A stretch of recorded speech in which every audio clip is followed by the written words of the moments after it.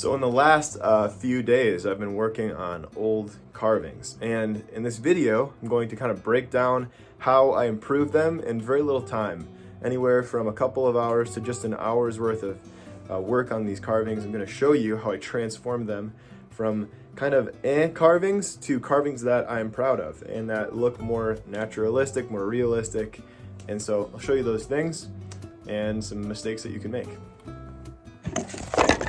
And if this stuff interests you, then check out my online school where I break down exactly how I carve these realistic portraits from start to finish. So it's very in-depth, and I break down, 80 plus project videos. I add new ones every month. So check that out in the link below if you're trying to improve your realistic portraiture carving skills.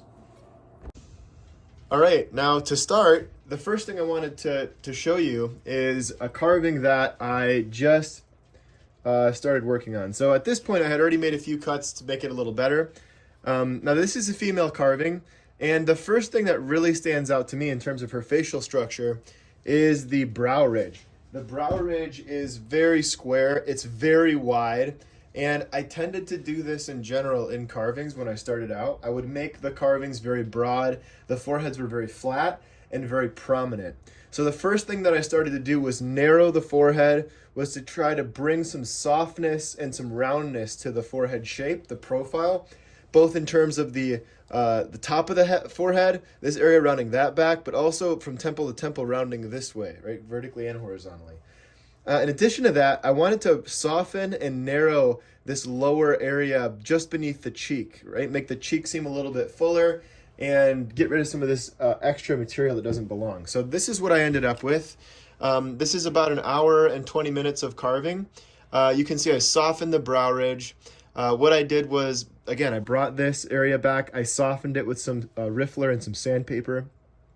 I also brought the height of the eyes down since the brow ridge needed to come down and the forehead needed to come down. I also brought down the eye mounds as well. So this has a lot less hair mass. Look at the volume of the hair in this first carving, right? This is, again, 2018.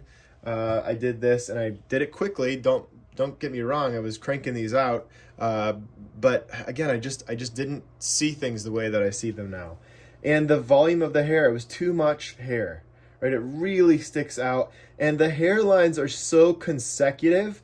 There's a little bit of a break. I had a little bit of an understanding that we needed to have some breaks in the groupings of hair, but they're so consecutive that it really looks fake. Another thing I really wanted to point out here is that since then, I use photos even more than I used to. Like to fix this carving, I had a reference photo in front of me almost the whole time. Or most of the time I was looking at it.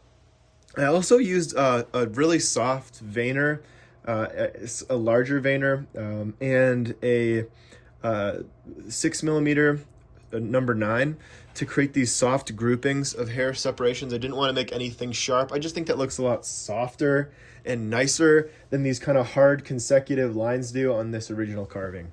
So those are some of the changes amongst others. All right, moving on to the next carving. Let me set this down. I've got a Native American I'm going to bring up here. Let's go with that one. Here it is. This one's pretty bad. I'm just going to highlight a few. There's so many carvings to go through, but this carving has some really strange lip mouth structure issues that I think you can see a little bit more clearly, from that side profile. Look at how prominent the chin is, how prominent the lips are. The whole structure of the mouth is pushed forward, and it just looks wrong. It's not anatomically great, right? If I were to put a line here, the height of the chin and the lower lip is almost the same height as the nose. You're just not going to see this commonly in a Native American face. Hardly any ethnicity you'd see that sort of facial structure. So the first thing that I did, let me show you the after here, was bring the chin down.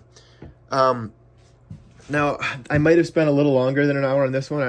I recollect spending at least a couple of hours on this one because it just needed a lot of restructuring. But the first thing I did was bring that mouth mound down.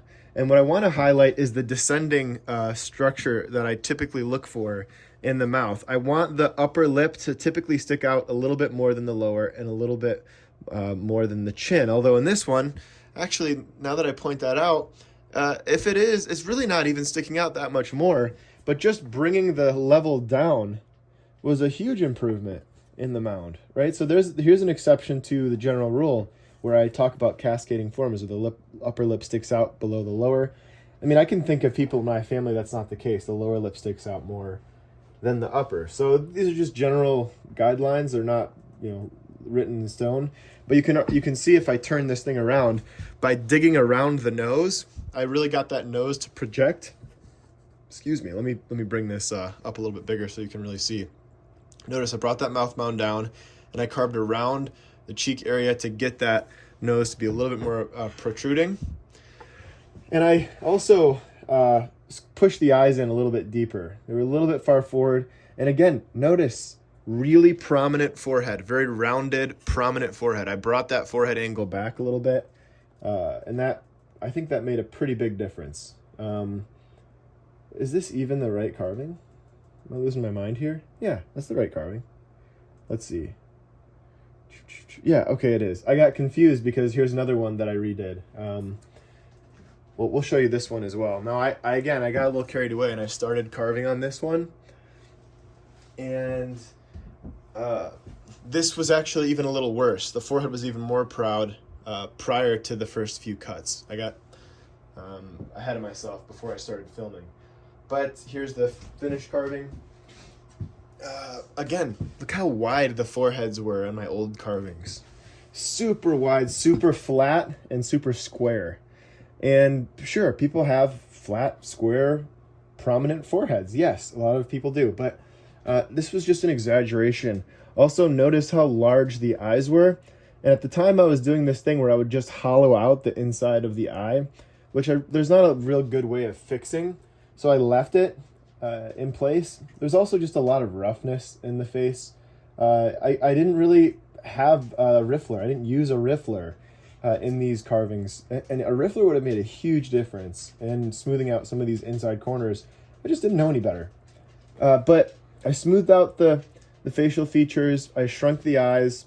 I made that chin a little bit more rounded. Most of the time when I was carving in 2018, these quick carves, I noticed that the chin structure was not deeply set enough. So I ended up having to go around this chin separation between the lower lip and the chin, deepening that, creating more dimension to the chin area, some more sharpness in the neck area.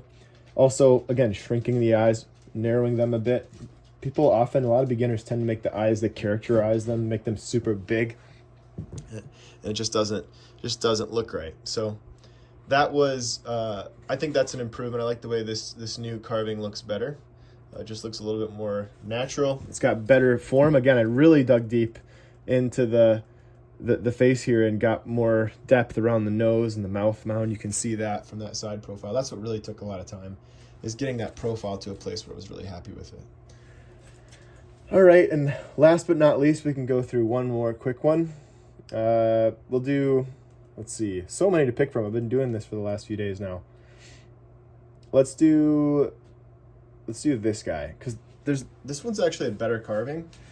This is from the same lot.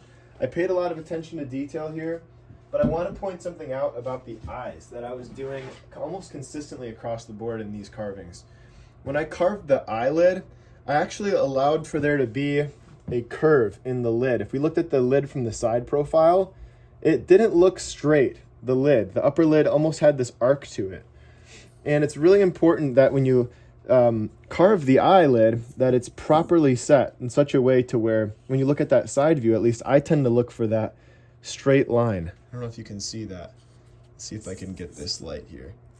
So I want to be able to see that eyelid from the side, like so. And because of the way I was cutting them before, it just wasn't dimensional enough is ultimately the problem.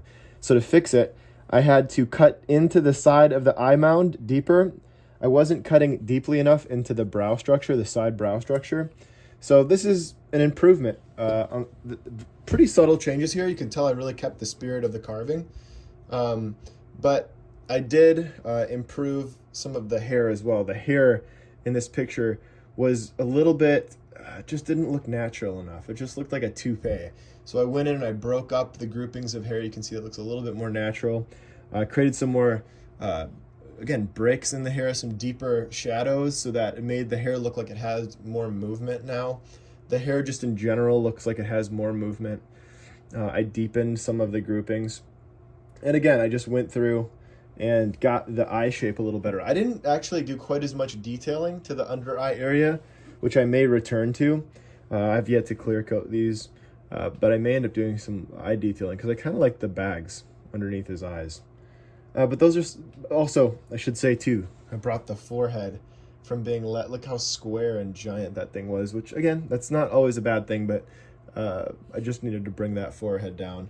Still gave him that nice prominent forehead because I think this character kind of has that, and that's cool. But deepening the eye socket, especially at the corners, so that you can really see that eye from the side profile, definitely necessary.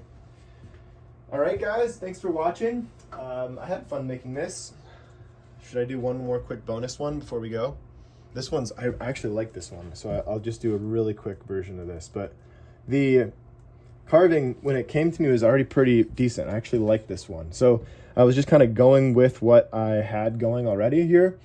You see main differences. It was cracked. There was a big crack in the face. So I went ahead and dropped some super glue into the crack, sanded it, let the dust from the wood fill in with the super glue to mix a filler. I also went in and sharpened up the line underneath the eyes. I like the softness in his face that I had captured here originally, so I maintained that and even kind of softened it a bit more. Again, the riffler was a huge help. And I kind of left this more abstract, I don't know, it's not really stylized, it's impressionistic, I guess, hair. It really isn't traditionally carved hair, but it just kind of has this strange texture, which I think I was really jiving with a lot of more modern stuff back then. And I think it's cool, so I left it be. I carved some more prominent eyebrows, kind of in the same style as the hair and the mustache and beard. I just smoothed things up. There were some symmetry issues. I opened up I think it was the right eye, or his left eye, and I really just tightened up the nose shapes, cleaned things up with the riffler again. And I think it's looking a lot nicer now. But again, not anything too huge, too crazy in terms of carving for that. Well, that's it, guys. I hope you enjoyed. Whew, that was a long one. And I will see you guys in the next video. I hope you had fun, you learned something, and take your vitamins, all right? God bless you guys, and we'll see you in the next one.